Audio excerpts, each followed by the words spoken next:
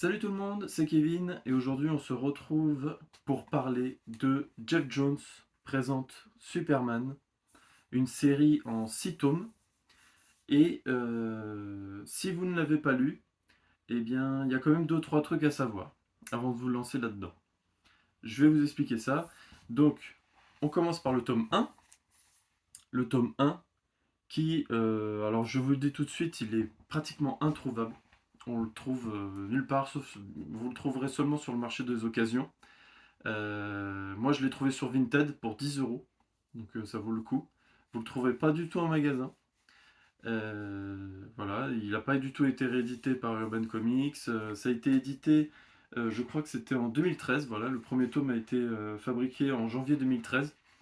Donc ça fait quand même longtemps. Et il serait temps quand même de rééditer un peu tout ça. Voilà. Mais voilà, vous ne le trouverez pas donc dans les magasins ou autres, peut-être dans votre librairie préférée. Mais en tout cas, voilà, vous pouvez le trouver encore sur Vinted, celui-ci. Moi, je l'ai trouvé pour 10 euros, donc voilà, c'est très bien. Donc de quoi ça parle?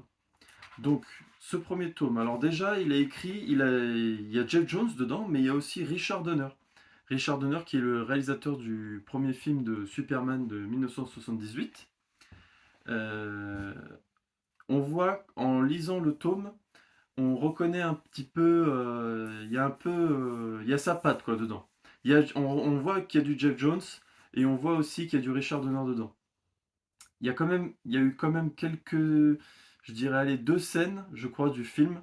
Euh, on voit très bien qu'ils ont été mis là-dedans par rapport au film, quoi. Il y a une scène en particulier et il y a aussi alors c'était au même moment, je crois, à ce moment-là, cette époque-là, il y a aussi une grande inspiration pour du film Man of Steel avec Henry Cavill. Peut-être que Zack Snyder s'est inspiré un peu de ce tome-là. On reconnaît très bien. Plus vous avancez dans l'histoire, plus vous allez voir qu'il y a eu de l'inspiration. Il y a eu de l'inspiration. Donc au début, ça parle donc de Superman qui est déjà en place, hein, il est déjà mis dedans. Vous allez voir que Jeff Jones, en fait, ce qu'il a fait là avec le Superman, il n'a pas fait la même chose avec les Green Lanterns. Les Green Lanterns, comment dire, il n'a pas recommencé tout à zéro non plus, mais il y avait des explications, il a aidé, vous voyez, il nous a tenus un peu par la main, il nous a montré le chemin, il nous a montré les personnages, tout ça, tout ça. Là, avec la série Superman, il fait pas du tout ça. Avec la série Superman, voilà, il continue. Et Superman, là, il est déjà en place. Voilà, il- plus tard dans les autres tomes, il a redéfini un peu son origine, l'origine de Superman. On voit qu'il l'a refait, ça. Mais en tout cas, on... voilà, c'est un univers qui est déjà installé, mais il le modifie un peu, mais voilà, sans plus. Déjà, vous voyez bien que là, le tome, il fait 192 pages, donc ça n'a rien à voir avec les Green Lantern où c'était vraiment des gros pavés immenses. S'il faut un intégral, Urban Comics, s'il faut un intégral de Superman, il y en aura, je pense qu'il y en aura trois gros tomes, tout au plus. Là, il y en a eu 7 donc pour Green Lantern, donc il a fait vraiment un truc plus complet. Donc là, ça parle de Superman donc, qui est déjà en place. Donc il fait un peu sa petite vie au tout début. Et après, on voit qu'en fait, il y a un petit vaisseau qui s'écrase sur Terre. Et donc il va aller l'attraper. Et il découvre qu'à l'intérieur, il y a un petit garçon d'une dizaine d'années, je pense à peu près. Et il parle kryptonien. Donc voilà, donc c'est choquant pour lui. Il se dit, bon, finalement, je ne suis pas le dernier. Enfin voilà, qu'est-ce qui se passe? Et en même temps, bah voilà, c'est quand même un petit garçon de 10 ans, hein. Donc il le prend un peu sous son aile, voilà, il veut s'occuper de lui. Le problème, c'est que le vaisseau, comme il s'est écrasé, enfin il l'a rattrapé en plein milieu du centre-ville de Métropolis, donc c'était pas très discret, c'était pas comme lui où il s'est écrasé dans un champ. Donc, le gouvernement décide de prendre en charge le petit garçon. Bien sûr, ils disent à Superman, oui, on va s'en occuper, très bien, on va bien faire les choses, tout ça, tout ça. Et on voit, hein, Superman le suit, il va l'emmener dans une pièce où on voit qu'il a un lit, une télé, des meubles, des jouets, tout ça. Donc voilà. Donc Superman voit que bon, tout va bien, tout va très bien pour lui. Bon, il peut le laisser une nuit là, voilà, pas de problème. Il se met à parler avec le petit garçon kryptonien. Le petit garçon, bien sûr, ne sait pas d'où il vient, et je ne vais pas vous le dire, comme ça vous le découvrirez si vous avez envie de le lire. Euh, donc voilà. Et au lendemain matin, donc il veut retourner le voir avec un petit cadeau, sauf que le problème, c'est qu'il était déjà parti, les pièces étaient vides et tout ça.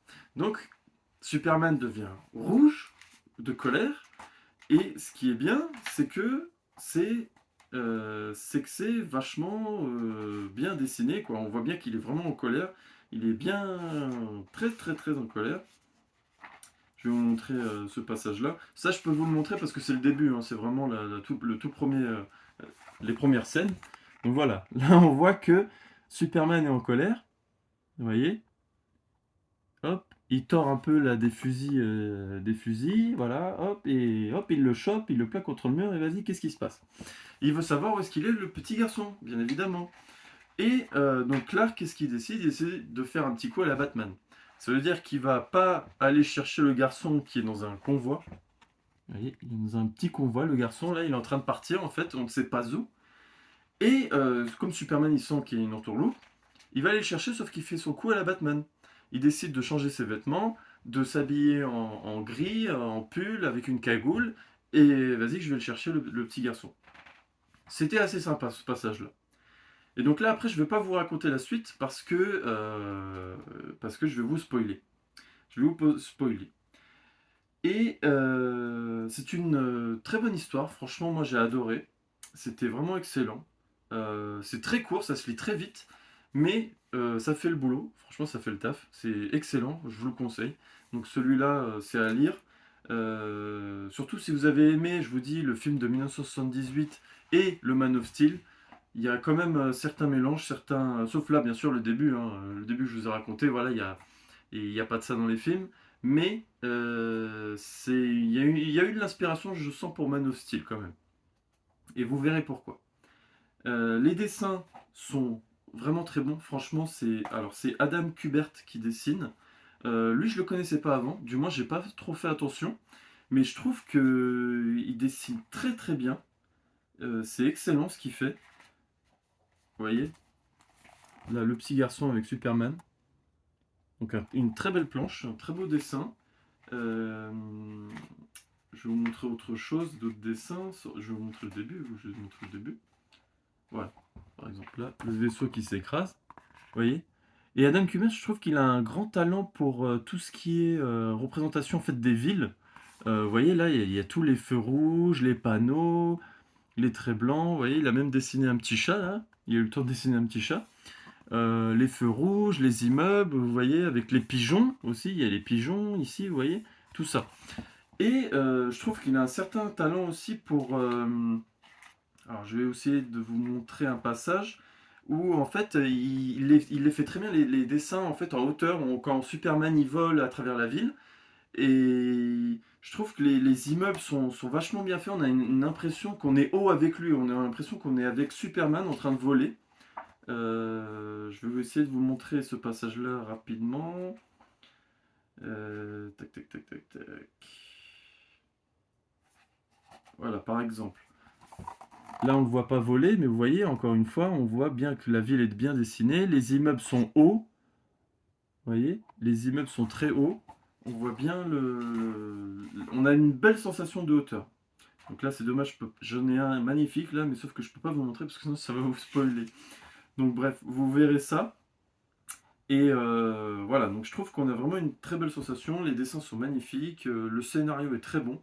Ce tome-là est excellent, je vous le conseille. Ensuite, nous passons au tome 2. Donc là, le tome 2, il est assez spécial. Le tome 2 est assez spécial parce que ça parle de Bizarro. Et surtout que ce tome-là est divisé en 3 parties. Et en plus, en 3 parties pour un livre qui fait 160 pages. Donc je vous ai dit que cette série-là était un peu spéciale parce qu'il y a des tomes qui sont très bons et il y en a d'autres, en fait, dont celui-là qui est spécial, qui est bien, mais qui est spécial, et qu'il y a les autres qui sont moins bien. Donc ça, les autres aussi, je vais vous expliquer plus tard. Le tome 2, donc il y a 3 parties. Donc là aussi, c'est écrit par Jeff Jones Richard Donner, du moins pour la première et deuxième partie. Sauf que la deuxième partie, on a un passage en fait sur. Je vais y revenir. Je vais d'abord vous parler de la première partie. La première partie, donc, c'est Jeff Jones avec Richard Donner qui parle uniquement de Bizarro. Donc ça n'a plus rien à voir avec le tome 1. Il y a pas de suite en fait avec le tome 1. C'est, voilà, même le tome 1, il peut se lire. C'est comme un one-shot, on peut dire. Le tome 2, il y a Bizarro qui décide de kidnapper le père de Clark Kent. On ne sait pas pourquoi, bien sûr. Hein. Voilà, Bizarro, il arrive chez les parents des Kent et il décide de l'emmener. D'emmener seulement son père, pas sa mère, je ne sais pas pourquoi. Mais il emmène que son père. Bien sûr, Bizarro, je ne sais pas pourquoi, il a pensé à emmener son père dans un vaisseau parce que s'il le fait traverser l'espace, le père de Clark va mourir. Il a pensé à l'emmener dans un vaisseau et à l'emmener dans le monde de Bizarro, donc le Bizarro World. Le Bizarre World, bien sûr, qui est carré. On le reconnaît bien, hein, il est carré. Voilà. Il est carré, il est très très loin, parce que, il me semble, alors, je sais plus combien de temps durait le voyage, voilà. Superman doit prendre aussi son vaisseau pour aller dans le monde du Bizarro. Il faut 17 heures terrestres pour se rendre là-bas avec un vaisseau. Même pour Superman. Hein. Donc du coup, et en plus avec un vaisseau euh, balèze, hein. C'est un petit vaisseau, mais bon, je pense qu'il va très vite. Donc il faut quand même 17 heures. Donc ça va, c'est rapide tout ça. Donc jusque-là, tout va bien. Jusque-là, tout se passe bien dans le scénario. Bon, c'est intéressant au début, voilà, on se demande pourquoi, tout ça, tout ça. Sauf que là, Superman, donc, il arrive sur le monde de Bizarro et il découvre que Bizarro, en fait, n'est pas tout seul sur cette planète. Voilà. Il est avec d'autres gens bizarres. D'autres personnes bizarres. Et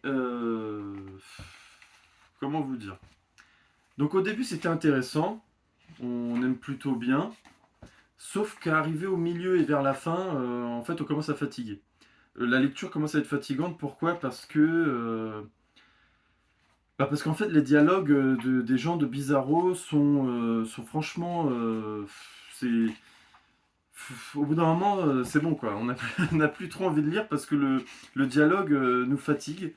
Voilà, je peux vous lire un extrait, c'est alors voilà, moi plus acolyte, maintenant toi monstre, nous avoir Bizarro, Bizarro de Bizarro, tue-lui, voilà, des trucs comme ça. Ou par exemple, voilà, on a un Lex Luthor Bizarro, alors on a tous les personnages de notre Terre, de la Terre de Superman, qui sont également dans le monde de Bizarro, mais en mode Bizarro. Ou Bizarro passé, lui fait avec Bizarro, Bizarro et Ligue de Justice, plus qu'un moyen pour arrêter Bizarro, et ennemi maintenant. Si vous vouloir tuer, pire ennemi de Bizarro au monde, hein. Voilà, et c'est tout le temps comme ça, tout le temps comme ça. Il y en a beaucoup, hein, beaucoup de passages comme ça. Bizarro il se met à parler, les autres ils se mettent à parler. On a la Loïs Bizarro qui se met à parler aussi, donc voilà, au début c'était bien, c'était intéressant, voilà, on essaie de savoir pourquoi, voilà. Sauf que bon, après ça reste une petite histoire, c'est une petite histoire, hein. C'est la toute première partie du livre. Franchement, ça fait, voilà, hop, je peux vous montrer, ça fait juste ça. Hein. C'est ça, la partie du livre, c'est ça. C'est juste ça, c'est tout. Le reste, il n'y en a pas. Ça parle plus de ça après. Et donc, bon, c'est intéressant, mais c'est un peu particulier. Si vous aimez par contre Bizarro, alors là, je vous le conseille, hein. Franchement, foncez, c'est une très bonne histoire de Bizarro quand même. Voilà, on voit beaucoup, on voit d'autres personnages de Bizarro, voilà, c'est super. Mais par contre, si comme moi, vous êtes fatigué de lire tu, lui, machin, truc, c'est bon quoi. Au bout d'un moment, t'as envie de lui dire, mais c'est bon, arrête, c'est bon, stop. Ils passent tous pour des abrutis et voilà. C'est pas non plus hyper intéressant, mais ça reste une bonne histoire. Surtout que voilà, là il y a un super clin d'œil en fait sur les Green Lantern. Parce que bien sûr, comme il y a tous les personnages de la Terre qui sont sur le monde de Bizarro, il y a eu un super clin d'œil avec Green Lantern Bizarro, qu'on peut voir ici, qui a un anneau jaune lui. Il a un anneau jaune parce que justement, c'est un Bizarro, j'imagine, il a reçu un anneau. Et à un moment donné, l'anneau, donc là, ce passage-là, l'anneau l'appelle pour lui dire que voilà, il y a une guerre, il faut que venir sur Quard, il y a un assaut qui se prépare sur la planète Terre.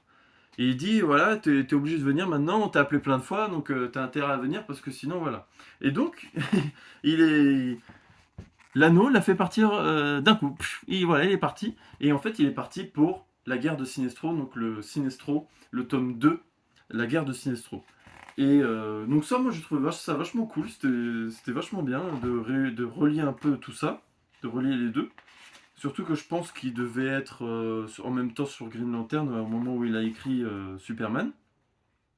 Mais sinon, voilà. Sinon, première partie, bon, bien. Mais ce qu'il faut savoir, c'est que les dialogues sont pas excellents. Enfin, voilà, c'est pas très intéressant, quoi. Il faut vraiment aimer Bizarro. Et encore, je pense que même lire comme ça, au bout d'un moment, voilà, ça fatigue. Heureusement que c'était pas tout le tome, quoi. Heureusement que c'était pas un tome en entier.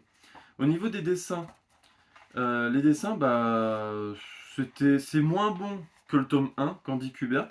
Là, c'est Joe Kubert. Et je pense que c'est son frère, je pense. J'ai voulu voir avant de vous faire la vidéo, savoir qui c'était. Mais voilà, c'est Joe Kubert. Ah non, pardon, je me suis trompé. Ça, dans le prologue. Dans le prologue, je crois que c'est. Si, c'est Joe Kubert. Ah non, pardon, non, non. C'est pas Joe Kubert, c'est Eric Powell. Pardon, voilà, j'ai tout mélangé. J'ai tout mélangé, c'est bien Eric Powell. C'est Eric Powell. En fait, il y a un prologue qui est dessiné par Joe Kubert et qui est un passage en 2 pages. Vous voyez là, ça c'est la page de couverture. La 1, 2, fini. Et il dessine ça en fait. Et en fait, il suffit de tourner la page. C'est bien Eric Powell. Et ce monsieur, bah, enfin bon, c'est excellent hein, comment il dessine, mais c'est un peu moins bon. Mais ça colle parfaitement en fait avec les Bizarros. Vous voyez, ils sont très bien représentés. Là, c'est Clark Kent et Lois. Et ils sont très bien représentés. Je trouve que ça va très bien avec l'histoire. Donc voilà. Sauf que bon, c'est un peu moins bon que Andy Kubert. Et donc pour la deuxième partie, on a donc là c'est pas Jeff Jones qui l'a écrit, c'est les origines en fait de Bizarro, écrit par John Byrne et Dick Giordano qui l'a dessiné. Donc ça fait très ancien, hein, ça fait voilà. On a ça pour la deuxième partie. Et en fait, on découvre comment et pourquoi Lex Luthor crée Bizarro. Alors bien sûr, au début, il voulait pas créer un Bizarro, il voulait créer un clone de Superman qui lui obéirait au doigt et à l'œil. Sauf que là, bah, en fait, c'est pas le cas. Et on voit donc les passages où voilà, le clone de Clark Kent en fait, bah, se transforme en Bizarro. Et, et voilà, en fait, on voit son origine, on voit que Bizarro, en fait, ne se sent pas trop à sa place. Enfin, il est un peu perdu. On voit que Bizarro, il est perdu entre les souvenirs, parce qu'il a les souvenirs de Clark, il a la bonté de Clark, mais on voit que, bah, comme il a été, voilà, ça va pas du tout. C'est beaucoup plus intéressant, je trouve, de lire ce passage-là avant la première partie, parce qu'on voit du coup ses origines, tout ça, et ça nous intéresse encore plus pour lire la première partie. Euh, mais voilà, bon, c'était intéressant, c'était plutôt chouette, c'était chouette. Ensuite, on a une troisième partie, et là, la troisième partie, on se lance dans un truc qui est en lien avec la Légion des super-héros. Donc je sais pas vous, pour moi, j'aime pas. J'aime pas la Légion des super-héros. Pourtant j'ai essayé, hein, franchement j'ai essayé. J'aime pas parce qu'ils sont beaucoup trop. Les personnages je les trouve pas du tout intéressants. Voilà, franchement ils sont beaucoup trop. Ils sont beaucoup trop avec des noms pas assez accrocheurs. On a Shadowlass, Invisible Kid, Ultra Boy, Caméléon. Et en fait, pour la troisième partie, et même pour les prochains tomes, je vais vous en parler, on va les voir en fait, à chaque fois qu'ils vont apparaître au début de chapitre, et ben on va voir leur nom à chaque fois. Comme ça, on aura des petites cases avec leur nom, leur monde d'origine et leur capacité, leur pouvoir. Donc voilà, bah, Jeff Jones en fait il a pensé à faire ça. Pourquoi? Parce que bah en fait le problème c'est que ils sont pas intéressants. Ils sont pas du tout intéressants et comme ils sont beaucoup trop, et ben il faut faire ces petites cases-là. Et donc, une troisième partie intéressante, malgré que je n'aime pas la Légion des super-héros, j'étais quand même intéressé. C'était quand même intéressant, pourquoi? Parce que ça, en fait, la troisième partie sert d'intro pour le prochain tome, qui est le tome 3. Le tome 3, donc, ça parle donc, de la Légion des super-héros. Et en fait, comment dire? Dans le futur, parce que la Légion des super-héros, bien sûr, ça se passe dans le futur, au 31e siècle. Je sais plus pourquoi, je crois que oui, on est venu aller chercher Superman pour l'aider, pour qu'il vienne les aider, parce qu'ils ont un problème. Le problème, c'est qu'au 31e siècle, euh, les humains, bien sûr, les humains, ont décidé de devenir, comment dire, des... En fait, tous les extraterrestres, en fait, ne doivent plus venir sur Terre. Ils ont décidé de les expulser, de faire des prisons. Voilà, ils veulent plus du tout d'extraterrestres sur la Terre. Ils ont même réussi à faire croire à tout le peuple humain que Superman ne venait pas de Krypton, mais qu'il était bien né sur Terre et qu'il a eu ses capacités sur Terre. Donc voilà, donc ils utilisent ça pour dire que voilà, Superman, le grand héros, est en fait un humain et que bah, les extraterrestres, voilà, ils ont rien à faire sur la planète. Donc ça parle de ça. Et donc on a une ligue qui est sur cette couverture. Cette ligue-là, donc là, c'est que des humains qui ont des pouvoirs. Et eux ont décidé, avec pratiquement tout le peuple des humains, hein, parce que c'était une grande propagande hein, qu'ils ont fait. Ça ressemble un peu au truc, au film des années, comment dire, pendant la Seconde Guerre mondiale, les nazis. Ils ont, voilà, ils ont des brassards avec ce logo de Superman et qui disent voilà, les extraterrestres on n'en veut pas, dégagez. Des gros méchants quoi. Et donc, voilà, et c'est pour ça que la Légion des super-héros, en fait, va être mise à mal à cause d'eux, parce que, bah, il y a une bonne partie de la Légion des super-héros qui viennent de d'autres mondes, et donc qui vont être expulsés aussi, et ou battus, ou enfermés, voilà. Donc, ils essayent de trouver une solution, et ils vont demander l'aide, bien sûr, de Superman. Superman, il arrive là-bas, et qu'est-ce qui se passe? Bah, il y a un soleil rouge là-bas, bien sûr. Donc Superman, en fait, ne peut rien faire là-bas. Il n'a pas de pouvoir, il n'a rien du tout. Et donc voilà. Dans ce tome-là, on suit principalement, pardon, uniquement la Légion des super-héros. Superman est mis en second. Il est là, il a quelques dialogues, voilà, mais il n'est pas, c'est pas le personnage principal en fait. Donc c'est pour ça que sur la couverture, on voit ça. Et on voit pas Superman. Parce que Superman, en fait, c'est un personnage secondaire. On le voit bien au début, on le voit à la fin, et au milieu, ça parle que de la Légion des super-héros. Et bien sûr, voilà, comme je vous ai dit, il est là, il est présent, mais sans être présent. Et donc, ça parle beaucoup de la Légion des super-héros. Vous voyez, là, par exemple, là, j'ai trouvé une page où il y a plein de petites cases qui montrent, voilà, hop, hop, hop, ça c'était le personnage, ça c'était le personnage avec tel pouvoir, telle capacité, tac, tac, tac. Oui, parce que sinon, enfin, moi, ça m'intéressait pas trop. Donc, voilà, donc c'est bien dessiné. Malgré le fait que je n'aime pas la Légion des super-héros, j'ai passé du bon temps à lire ça. C'était quand même intéressant, c'était plutôt pas mal. Voilà, c'était chouette à lire, voilà, c'était sans plus, mais c'était quand même intéressant. C'était plutôt bien. Donc, si vous aimez, oui, si vous aimez la Légion des super-héros, je vous le conseille. Foncez, il n'y a que ça, c'est super bien. Si vous aimez pas, lisez-le quand même. C'est quand même intéressant parce que Superman est quand même mis dedans. Il a une petite présence, mais il est quand même dedans. Et c'est une histoire intéressante, c'est une histoire cool. Ouais. C'était plutôt chouette. Par contre, pour le tome 4, là c'est autre chose. Ah là c'est autre chose. Là si vous aimez pas, comme moi, là c'est... On voit que Jeff Jones en fait il a essayé de faire un truc avec... comme pour Green Lantern.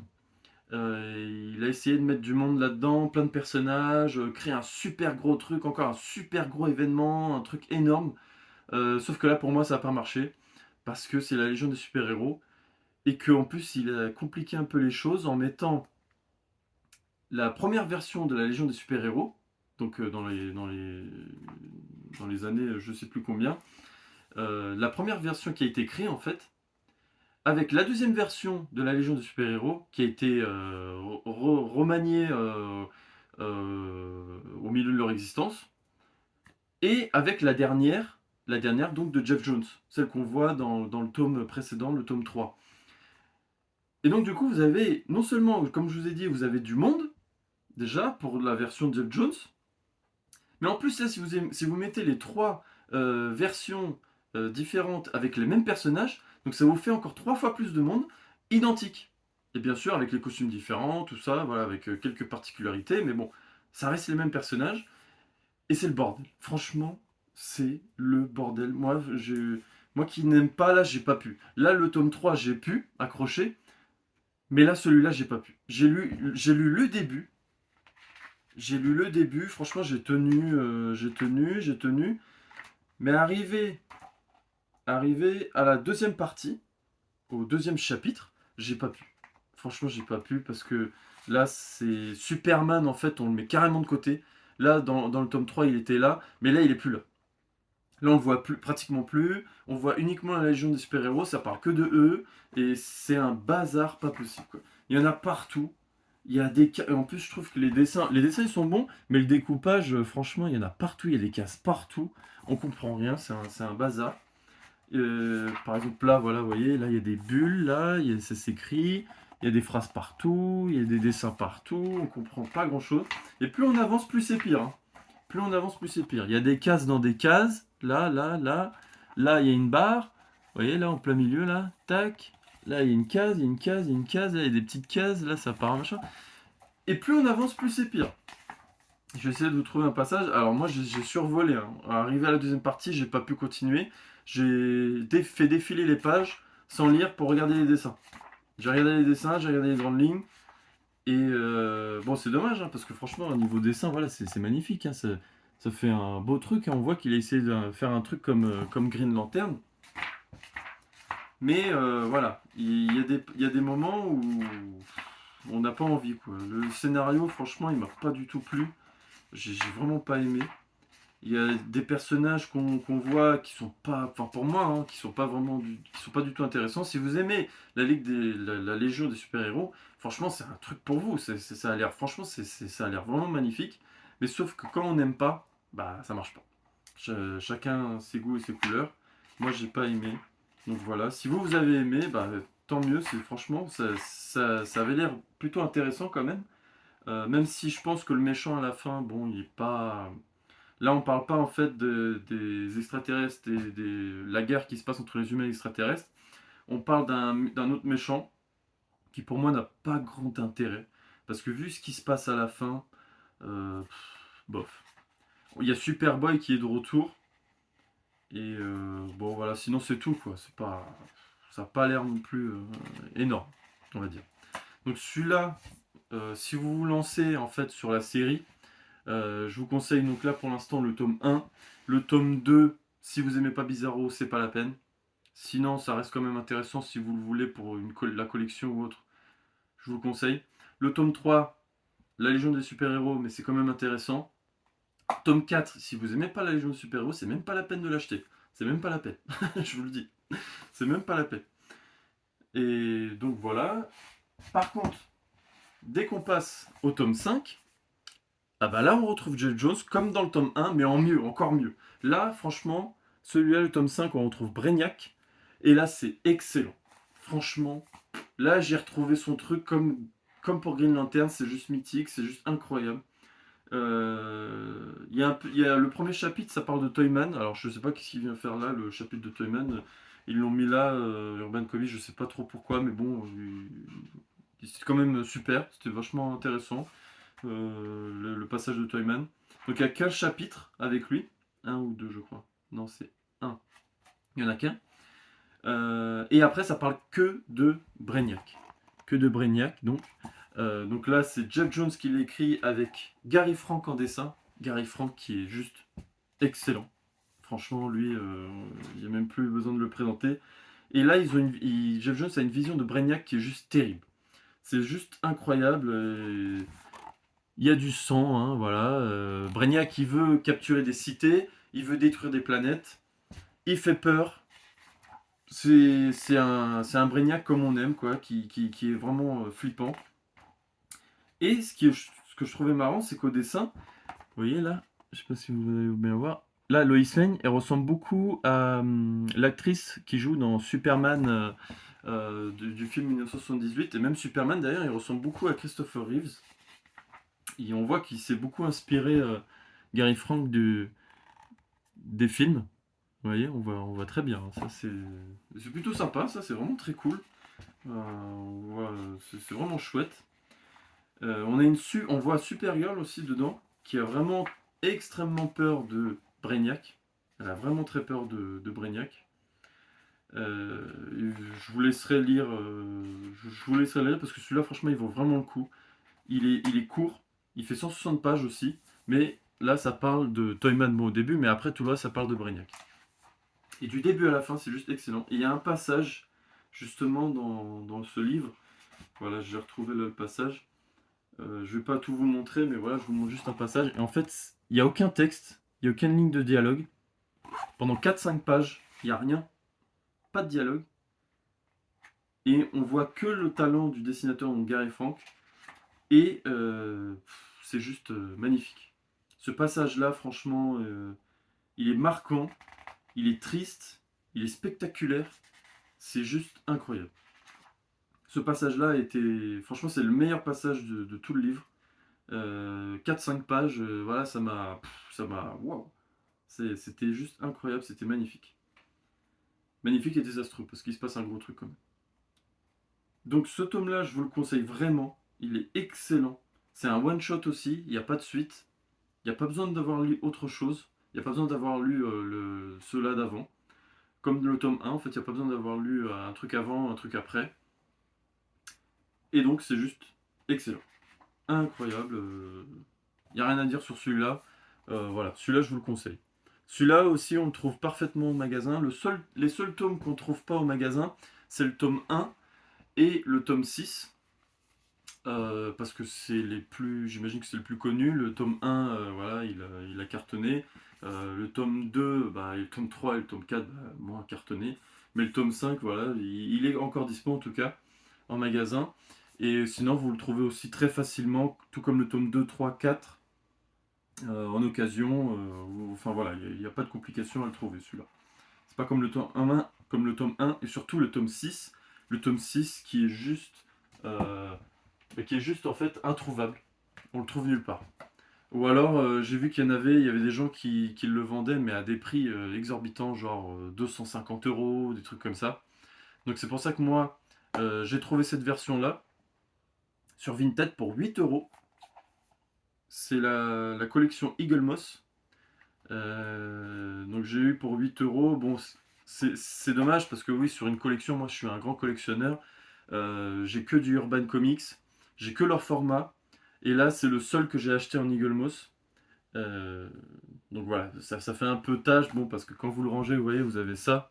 Normalement, il y a Eagle Moss, il y a des grands dessins avant et après, il y a plein de tomes.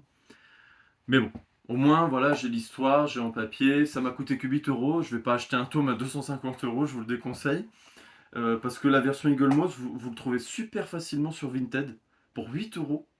Et en plus, il y en a qui sont en très bon état. Celui-là, il était tout neuf, excellent état. On retrouve exactement la même chose qu'il y a sur l'édition d'Urban Comics. Il y a tout dedans. Il y a tous les chapitres, c'est complet. C'est. Voilà. Donc, bon, ça vaut le coup. Ça vaut le coup. Et donc, pour ce tome-là, c'est pas la suite du 5, c'est les origines secrètes de Superman. Donc, comme avec Green Lantern, il a fait un passage ou une origine secrète, c'était un tome hein, à part entière, et voilà, c'est pareil pour Superman, et c'est juste excellent. C'est le meilleur de toute la série. Pour moi, c'est celui-là en premier, qui est excellent. Ensuite, vous avez le tome 5 avec Brainiac, et ensuite, vous avez en troisième position le tome 1 qui s'appelle Dernier Fils. Qui s'appelle Dernier Fils, et voilà, pour moi, c'est les trois meilleurs tomes de cette série. Celui-là, franchement, alors là, Gary Frank qui se surpasse au niveau des dessins, c'est juste incroyable. C'est juste excellent. Voilà la première page. Et en fait, on commence avec Clark Kent quand il était enfant, quand il jouait à l'école au football, quand il découvre ses pouvoirs, sa vision thermique. On découvre Lana. Voilà, il découvre même ses origines. Ses parents décident de lui dire qu'il vient en fait d'un autre monde, qu'il a caché son vaisseau. Voilà. Il rencontre aussi Lex Luthor pour la première fois. Alors, c'est pas comme sur la couverture, hein. Sur la couverture, on peut penser qu'ils sont amis, tout ça. Mais là, en fait, ils sont pas du tout amis, hein. Au début, quand ils sont jeunes, ils se croisent que 2 fois. Un peu par hasard d'ailleurs, en plus, voilà, ils se croisent uniquement 2 fois. Ils ont une conversation ensemble. Et voilà, ça s'arrête là. Sinon, ils sont pas amis du tout. Voilà. Donc, première partie du tome, on voit qu'il est jeune.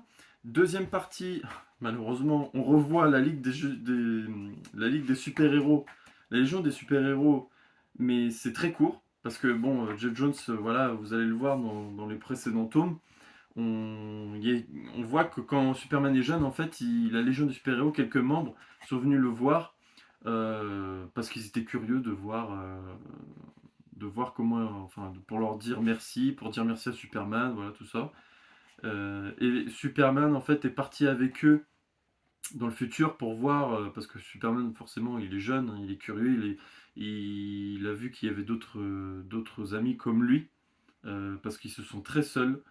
Il a quand même du mal à gérer ses pouvoirs et en même temps vivre une vie d'enfant, hein, d'enfant, voilà. On sent sa tristesse, on sent qu'il a du mal quand même à s'intégrer tout ça aux autres. Donc c'était très touchant, c'est très bien. Donc le fait de revoir la Légion des super-héros, bon, pour 4-5 pages, hein, on les revoit, donc bon, ça suffit, voilà, stop. On les revoit, mais bon, c'est très court et c'est très plaisant, ça le fait, ça le fait. Et ensuite, on entre dans la deuxième partie où là, on voit Clark Kent à l'âge adulte qui débarque à Metropolis. Voilà. Et il débarque à Metropolis pour devenir journaliste. Donc, on découvre Metropolis qui est sale. Vous voyez, les murs du Daily Planet sont tagués. Voilà. À un moment donné, Clark qui percute sans faire exprès une vieille dame. La vieille dame lui parle mal, lui dit mais oh, réveille-toi, tout ça, comme à la parisienne, quoi. Comme un truc à la parisienne. Donc voilà, première partie comme ça. Et bien sûr, il y a toujours l'inspiration. Là, c'est mis en. C'est fait encore mieux au niveau des dessins. Euh, Clark Kent ressemble beaucoup à Christopher Reeves. Franchement, là, c'est flagrant. On le voit très bien. Il y a de très beaux dessins. On voit bien que c'est Christopher Reeves, en fait. Et pareil pour Lois, hein, c'est l'actrice qui joue dans le film. Il y a une scène du film de 1978 dedans, où quand Lois chute de l'hélicoptère, avec l'hélicoptère qui tombe de l'immeuble, c'est un passage, je crois, de nuit dans le film. Là, c'est de jour. Donc, il a repris un peu cette scène-là, voilà, qui est très chouette. Ça aussi, donc ça, c'est la deuxième partie est excellente. Franchement, incroyable. Je vous en dis pas beaucoup parce que sinon, je vais vous spoiler. Et ça vaut le coup, franchement, du début jusqu'à la fin, c'est juste magnifique.